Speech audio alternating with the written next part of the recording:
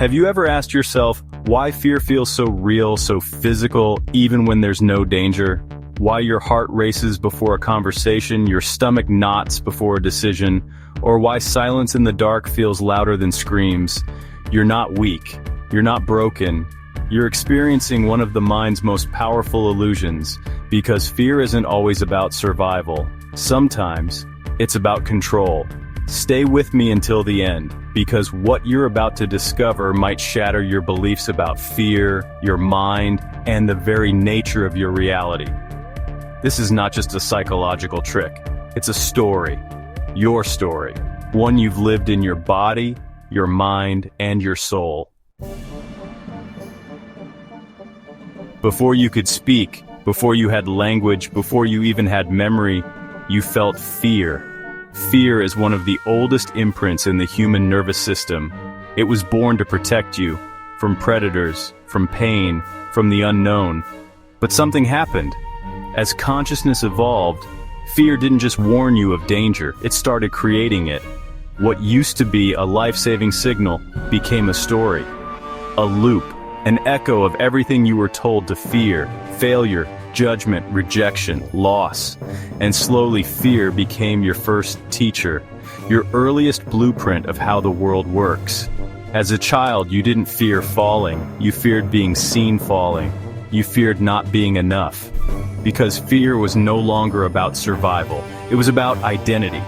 And the moment fear became tied to who you are, it became invisible.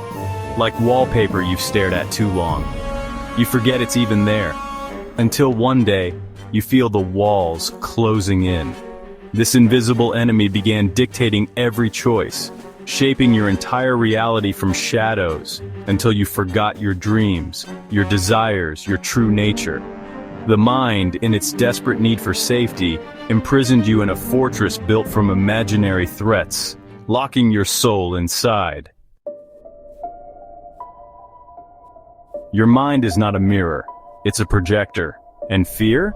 It's the horror film it plays on repeat.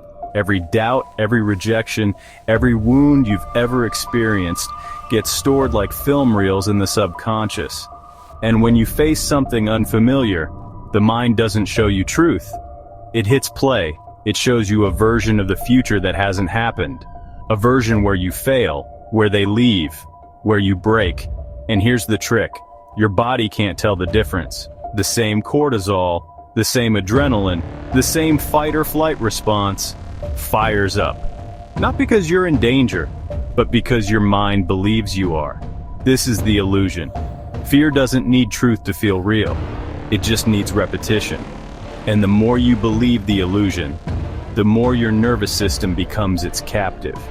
You are trapped in an endless replay of your worst fears. Not living life, but merely avoiding death, even when death is nowhere near. This nightmare projection becomes your reality until you no longer recognize truth from fiction. Fear doesn't always scream. Sometimes it whispers, "Be realistic, don't get your hopes up, that's just how life is." It sounds rational, responsible, even wise, but that's the cleverest lie fear tells. It pretends to be your inner voice, and so you shrink, you delay, you settle. Not because you're lazy, but because you've mistaken fear for truth. This disguise of fear is what mystics call Maya, the illusion that keeps the soul asleep. Because when fear wears the mask of logic, it becomes a god, and we worship it with our compromises, with our silence, with our dreams slowly dying on the altar of what if. This hidden idol rules your decisions, convincing you safety is better than truth, caution better than authenticity, mediocrity better than brilliance, and quietly, subtly, your soul suffocates. Your body holds every fear your mind tried to forget, every time you were shamed, every time you were silenced, every moment you learned the world isn't safe, stored in muscle, in breath, in posture. This is why fear shows up without invitation, in a boardroom, in bed, in a crowded room full of smiles, not because danger is present, but because memory is.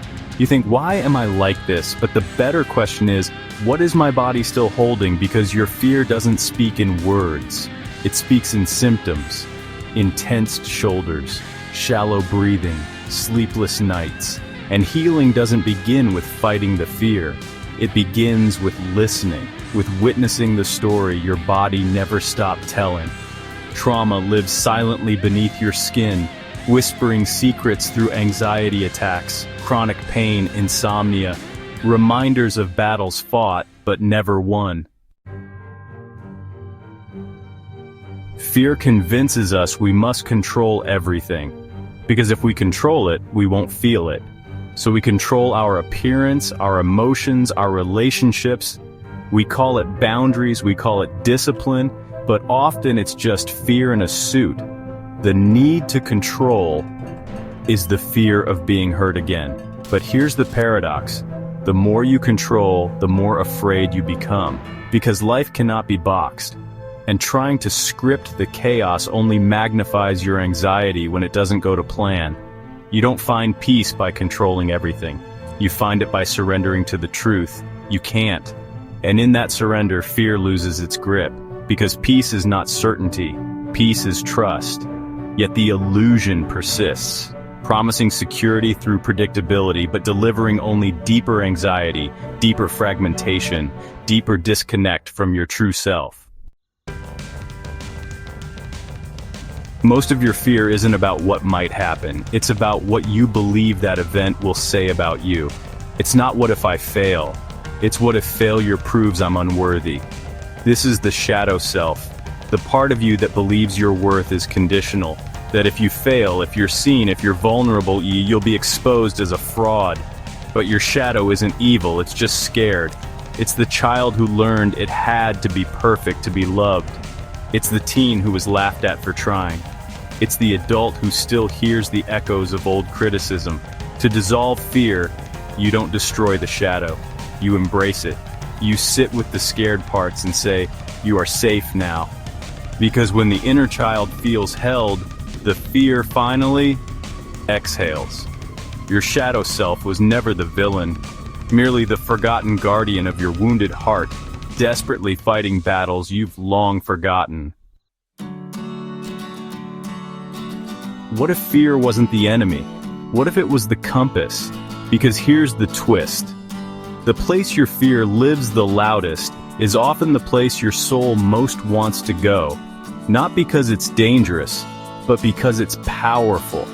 Fear guards the gates of transformation, and every time you choose to step through, it gets quieter, not gone, but transformed, from gatekeeper to guide.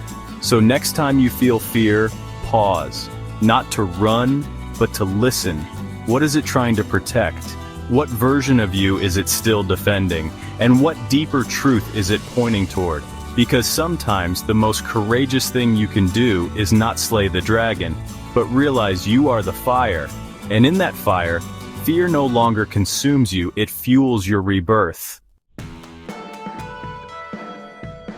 You are not your fear. You are the awareness beneath it. Fear is a frequency, but you are the signal. And when you remember that, fear loses its crown. You stop obeying illusions. You stop outsourcing your power.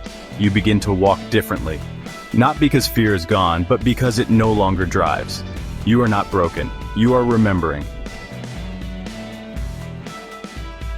This is the Thought Alchemist, where illusions dissolve and remembering isn't escape, it's freedom. If this cracked something open in you, like share, subscribe, comment below, I see through the illusion. You don't have to fight fear, you just have to stop bowing to it. Thank you so much for watching.